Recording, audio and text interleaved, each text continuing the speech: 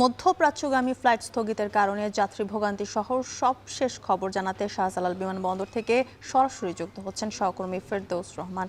ফেরদৌস, জানাবেন বাতিল হওয়া ফ্লাইটের রিশিডিউল তথ্য কি করে জানা যাবে এবং এ নিয়ে কি বলছে এয়ারপোর্ট ও এয়ারলাইন্সগুলো?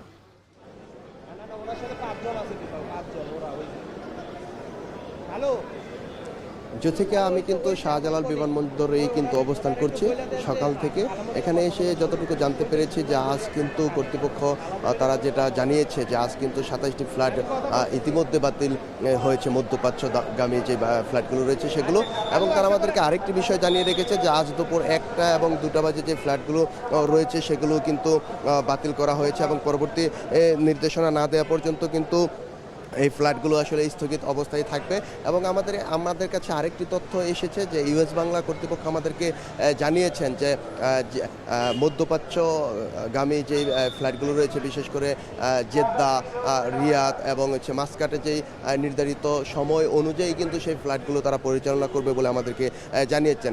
আমরা সকাল থেকে এখানে অবস্থান করেছি, যাত্রীদের সঙ্গে কথা বলেছি, যাদের ফ্লাইটগুলো আসলে বাতিল হয়েছে তারা কিন্তু আমাদেরকে জানিয়েছেন যে কর্তৃপক্ষ থেকে আসলে প্রপার কোনো নির্দেশনা না আসায় তারা কিন্তু দুশ্চিন্তায় পড়ে গেছেন। তারা কিন্তু আমাদেরকে বলেছেন যে সঠিক একটি নির্দেশনা যদি তাদেরকে দেয়া হয় তাহলে তারা একটু স্বস্তিতে তারা বাসায় ফিরতে পারবেন। এবং শিডিউল বিপর্যয়ের যেই বিষয়টি রয়েছে তারা কিন্তু সেটির দিকেও নজর দিচ্ছেন। এবং কর্তৃপক্ষ আমাদেরকে জানিয়েছেন যে এই বিষয়ে পরবর্তীতে সরকারিভাবেই কিন্তু তাদেরকে তাদের ফোন নাম্বার, ইমেল অথবা তাদের যে এজেন্সিগুলো রয়েছে তার মাধ্যমে কিন্তু তাদেরকে জানিয়ে দেওয়া হবে তাদের পরবর্তী ফ্লাইট কখন হবে। এবং একটি ঘোষণা তারা আমাদের মাধ্যমে দিতে চেয়েছেন যাত্রীদেরকে যে কাউকেই আসলে হতাশ হওয়ার কিছু নেই, নির্দিষ্ট সময়ে কিন্তু তাদের ফ্লাইট তাদের গন্তব্যে পৌঁছে দেওয়া হবে এবং ফ্লাইট পরিচালনা করা হবে।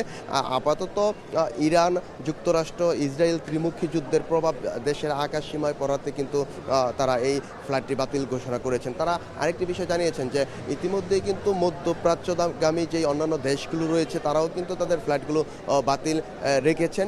যখন এই পরিস্থিতি আসলে স্থিতিশীল অবস্থায় ফিরে আসবে তখন কিন্তু তারা আসলে তাদের সময় অনুযায়ী, তাদের শিডিউল অনুযায়ী কিন্তু ফ্লাইট পরিচালনা করবেন বলে আমাদেরকে জানিয়েছেন। আমরা যাত্রীদের সঙ্গে কথা বলেছি, তারা যেমনটি আমাদেরকে জানিয়েছেন যে গতকাল রাত থেকে অনেকেই এখানে অবস্থান করছিলেন না জানার কারণে যে তাদের ফ্লাইট আদৌ হবে কি হবে না। তারপরে কিন্তু সকালে আমরা দেখতে পেয়েছি যে যাত্রীদেরকে তারা নির্দেশনা দিয়েছেন এবং বলেছেন যে তাদের কর্তৃপক্ষের মাধ্যমে কিন্তু তাদের কাছে বার্তা পৌঁছে দেওয়া হবে কখন তাদের পরবর্তী ফ্লাইট হবে। এখনও পর্যন্ত কিন্তু নিশ্চিত নয় যে ফ্লাইট আসলে কখন চালু হবে। তো এয়ারপোর্ট থেকে আমার কাছে এই ছিল সবশেষ। যুথিকা। শাহজালাল বিমানবন্দর থেকে যুক্ত ছিলেন ফেরদৌস রহমান, জানাচ্ছিলেন সেখানকার সবচেয়ে তথ্য।